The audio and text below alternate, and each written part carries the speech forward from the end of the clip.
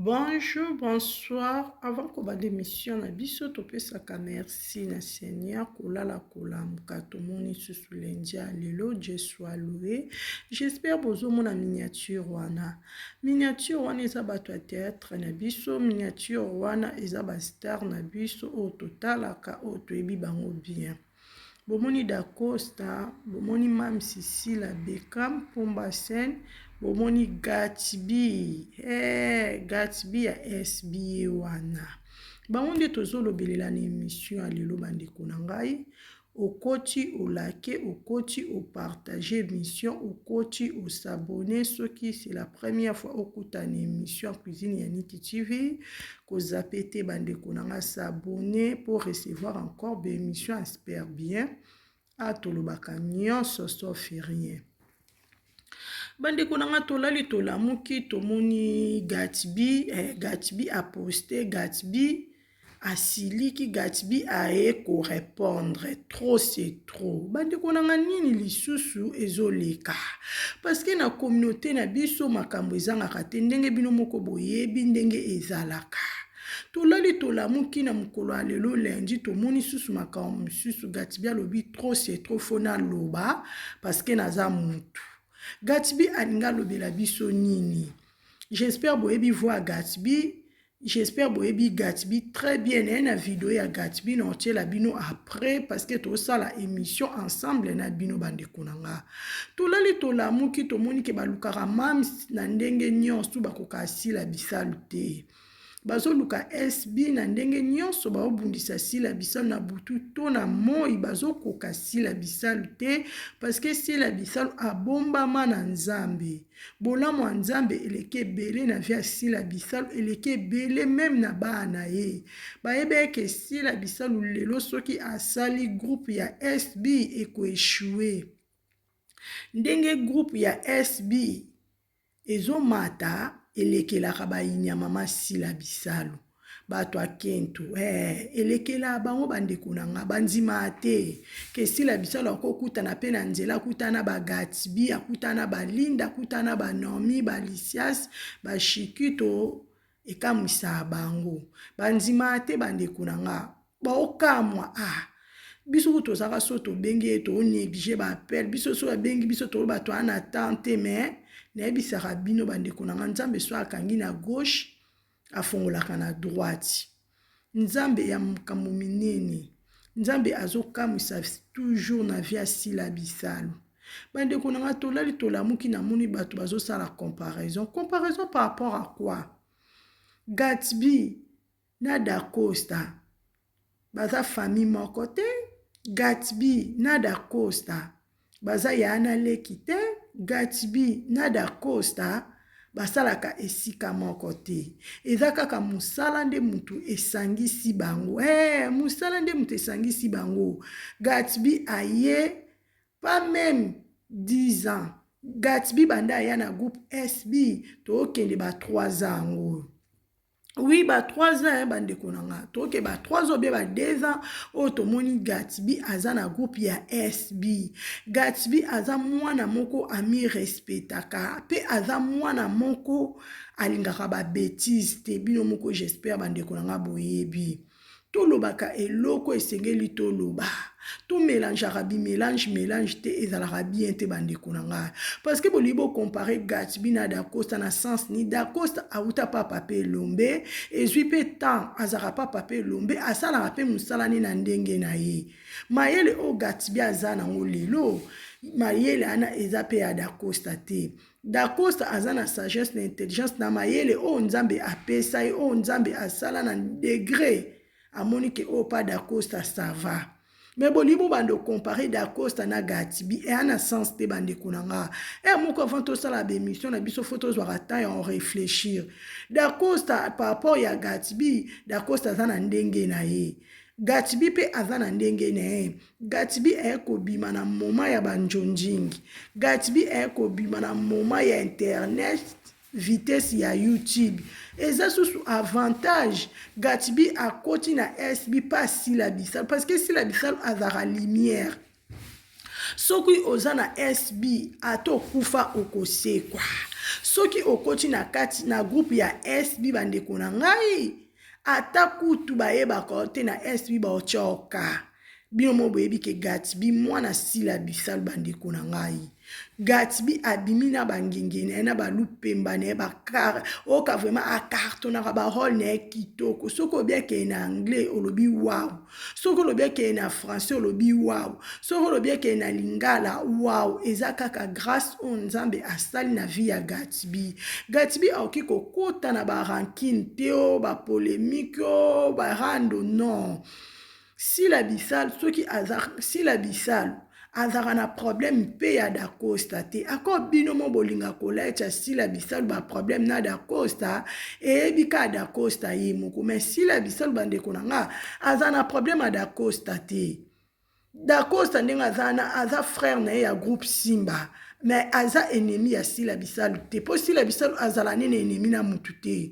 so bino mo bokangela sila bisal kanda etali bino mais sila bisal azala na problème na mutu te bandeko na ngai bokotisa Gatsby na ba problème te Gatsby alingaka makambo te pe Gatsby atali makambo bande bandaki déjà bomona mwana sila leka na émission afinga déjà bomona mwana sila mwasi to amobala leka a expliquer non baza bana to mélanger bango te parce que kotala Dacosta na sila baza bana pape lombe Gatsby baza loko Gatsby na Dacosta tokolo baza lokola noko no potolo bande kwa mama na nga noko benga Dacosta ndeti noko parce que biso to aba bantu na ndenga théâtre na zo expliquer boki ko sala eloko bo sala te bozanga na mino makambo sala o eza kinduki boli boyo sa ba comparaison Dacosta lekiso e Gatsby boy non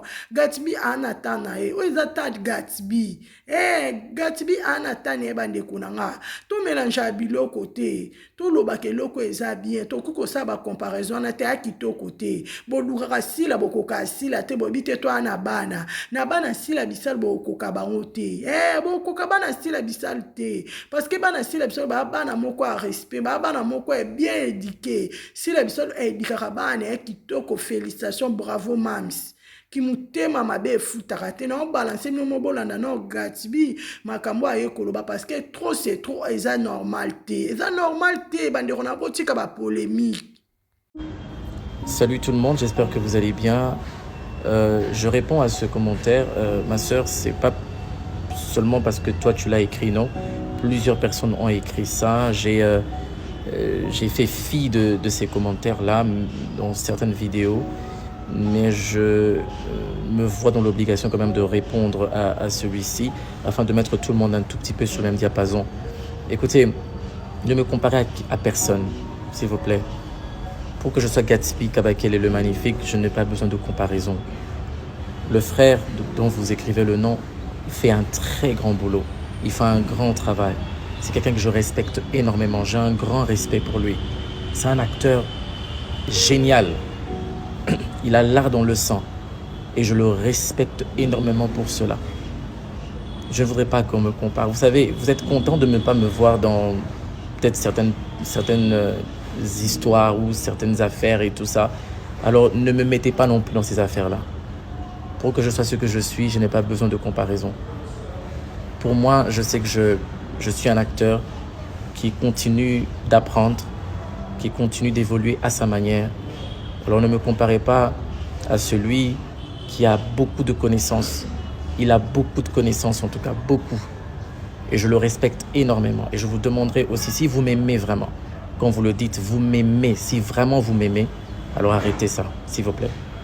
Pour que je sois Gatsby, pour que je sois ce qui je suis, pour que je roule, pour que je rentre, pour que j'aille à mon travail de professeur, que j'aille faire l'art, je n'ai pas besoin de comparaison. J'ai juste besoin de respect. C'est-à-dire que, s'il vous plaît, respectez mon frère, respectez-le. Je ne veux pas des comparaisons, c'est pas... Non, je ne veux pas ça. Je suis chrétien et la Bible me demande d'être bien avec tout le monde. Et surtout, je ne veux pas être une pierre d'achoppement pour qui que ce soit. Ce genre de commentaires sont des commentaires qui créent la zizanie, qui créent certaines choses dans le cœur peut-être des gens. Et ce n'est pas bon. Ce n'est pas bon. Si vous êtes vraiment chrétien, si vous allez vraiment à l'église, si vous craignez Dieu et si vous m'aimez comme vous le dites, arrêtez ça s'il vous plaît. Respectez-le. En tout cas, moi je vous le dis, respectez-le. Parce que c'est un grand. Je le dis pas juste pour le dire, je le dis parce que je sais que c'est un grand. Pour les rares fois que j'ai travaillé avec lui à la maison chez nous à SB, je reconnais sa grandeur. Alors s'il vous plaît, pour l'amour de Dieu, ne faites plus jamais ça. Merci et que Dieu vous garde de là où vous êtes. Peace.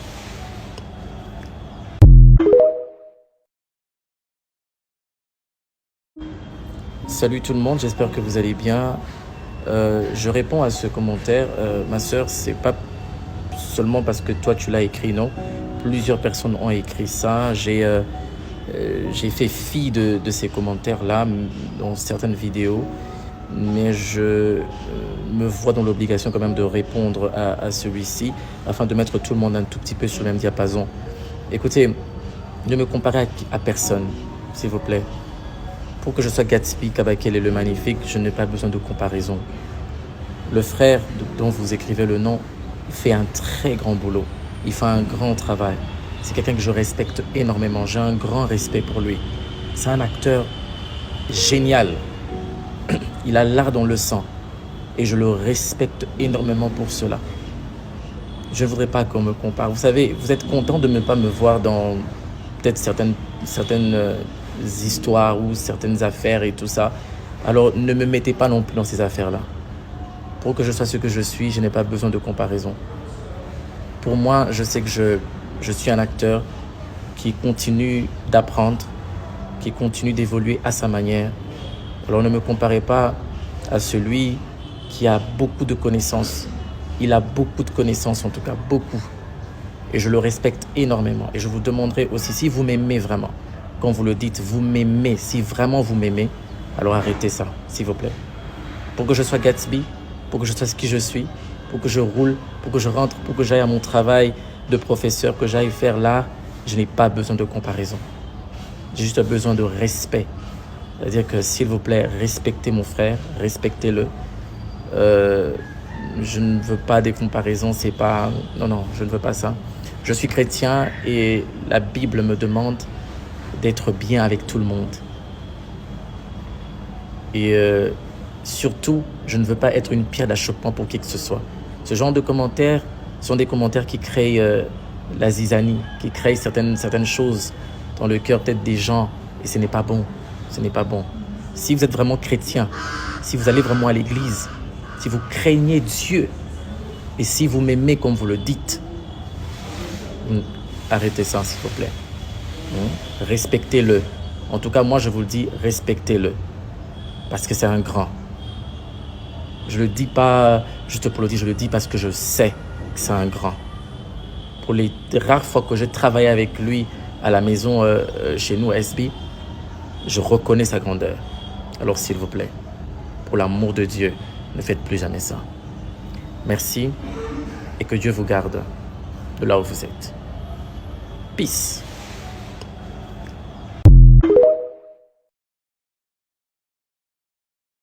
J'espère bandeko nanga bino mo bolandi Gatsby à SB ndenge azo répondre na sagesse nyonso pe na respect envers grand frère na Da Costa.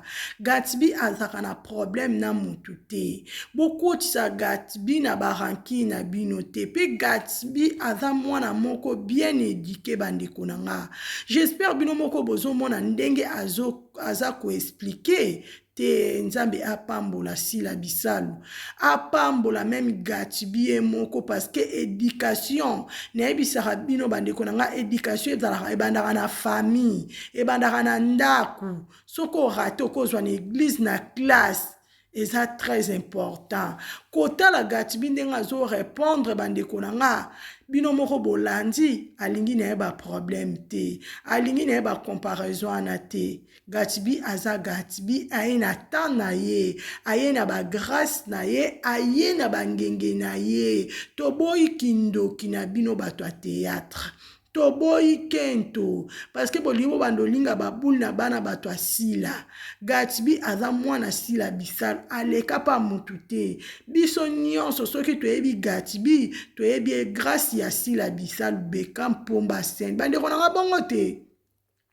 Parce que bolibo bandomele bosa ba mélange mo boye madesu na loso bien madesu na pondu pondu madesu non photo lobaka toboyi na biso botika bana sila bisalu calme toboyi na biso balobaki bazongisaki na moment o ba Gatsby aza professeur ya cours ya anglais aza na makambo ebele asalaka. À part théâtre, azana vie privée na ye, azana makambo ebele oya geraka. Botika kombrouiller mitu bandeko na biso. Botika kombrouiller mitu ya ba star na biso bato ya théâtre na biso. Ebongi a raisonner rolo na obeta ngoboye me bolibo ya ko distraire batu. Yango na ebisa ki bino babaku. Na ebisa ki bino bandeko na nga s'il vous plaît bona kati ya live na nga. O bolinga ka sila bisalu Mpomba Sene, o bolinga ka ba Gatsby Linda Cote tozana to soutenir bango bazaka ka soki ba moni kaka film na biso elinge banda bango ba yena makambu na bango wana na benga yango mupepe bena mupepe mobwe ba distraire biso bena mupepe vraiment ba distraire biso parce que Gatsby nenga zana lobaka te.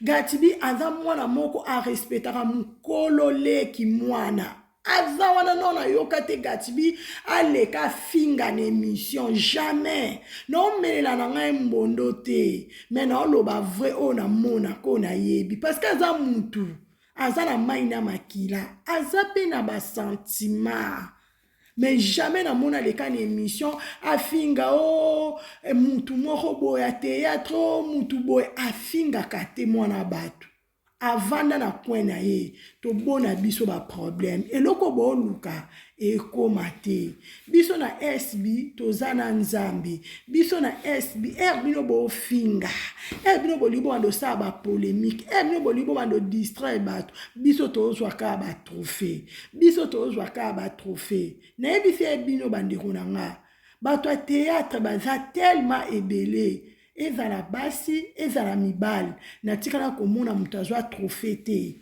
o 2022 o 2023 namona na ngango te namona ka na groupe SB oui namona ka pa sila bisalu azwi trophée na 2022 nzambe ekosala esusu grâce azwi susu trophée na 2023 oyo eza témoignage bandeko na nga ya boende tozolinga ya boende tokolobelela bongo te bandeko na nga toboma makambo buzoba toboba biloko ezanga ntina biso tolingi nde mutufu esala tolingi nde mutufu esala na minute eza minute ya barando te na ebisa bino bandeko na nga eza minute na minute eza minute ya mutufu esala mwasi azala mayele mobali azala mayele bosala makambo susu akoleka fo bozala na bavision ya aigle tobona biso problème filme na biso deya bomonaki balobi nouveau départ na biso eye neyebi te bandeko na nga so emamisa obwaka ngo lelo lundi obia obwaka ngo mardi obia obwaka ngo mercredi toyebi te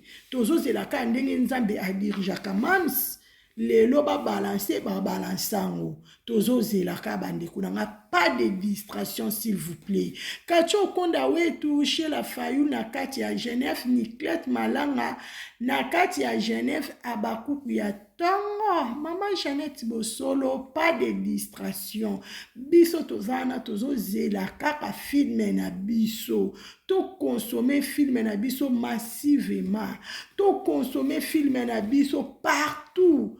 Merci na ndeko ebisi akomeli nga kuizi yaniki nga nazozela filme na Rwanda mususu akomi kuizi yaniki nazozela filme na Londres en tout cas esala nga bien boende tolingaka toza wana pona bino toza biso moko te toza biso nyonso babakuku monde entier même moral même esprit to soutenir Mam Sisila na tous les domaines surtout na ba prière bobo sanaka te bandeko na nga ozo prier pour na famille na yo prier pour na sila bisalu nzamba kopambola yo ezalaka nde bongo bandeko na nga nzamba nzambe tokangama na ye ndenge ka bamoni kaka extrait ka photo wana toposte na communauté ya filme na biso babandi kocreye baproblème. Gatsby, en tout cas, merci. Ndenge expliqué, merci na sagesse. En tout cas, na sepel na makasi, zala kaka bongo. Ko changer te nzambe atondi so lisusu na sagesse, atondi so susu na intelligence, atondi so susu na discernement, zala kaka bongo ndenge oza vraiment papa. Mwana nkoi aza nkoi. J'espère yo moko ovana sila bisalu bekam oyebi sila bisalu o nyotu ezoleka na ba internet. J'espère bomonaka boyo kaka. Silence eza phrase moko eza mukeme eza très efficace. Zala kaka yo Gatsby koyoka yoka gauche droite te kokota na ba distraction pambala pambala te. Zala toujours calme Gatsby na biso. Gatsby ya SB tolinga ko mingi tellement osalaka mosala na kitoko, tellement okatonaka ba rôle na yo yango nde ozomona boye. Na monde ya théâtre balingaka bato bazala mibale te. Na monde ya théâtre bakaka po badivize barégner. Gatsby zala toujours sage. Zala toujours na kibonzambe.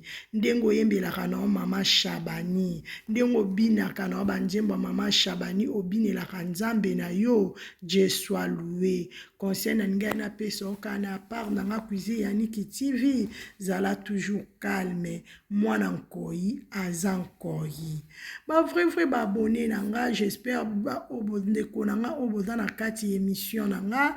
Ne ko pesa merci ebele merci oncle des Abakouk.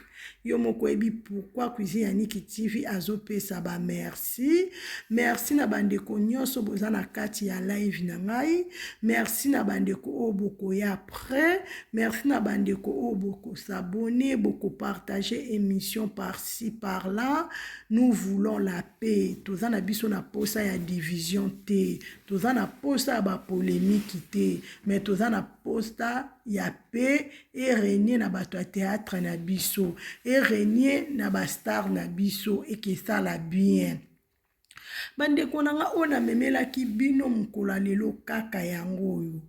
En tout cas na opesaka nzambe merci. Merci na o nzambe azo sala na bomo ya sila bisal. Merci na ndenge nzambe azo kanisela biso oyo mutu amoni te. Merci na nzambe ndenge azo pesaka biso ba trophée parce que azo mérité na musala o azo sala ezo mona na partout. Encore nzamba lola mtu azo permettre que si la bisalo azwaka trophée bolamu ya nzambe eleke belé na via si la bisalo. Yango tozo pesa toujours nzambe merci.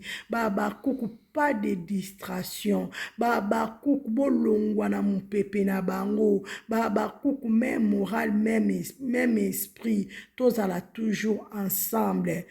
Force na biso. Eza biso nyon tout baba kuku. To consommer film na biso massivement.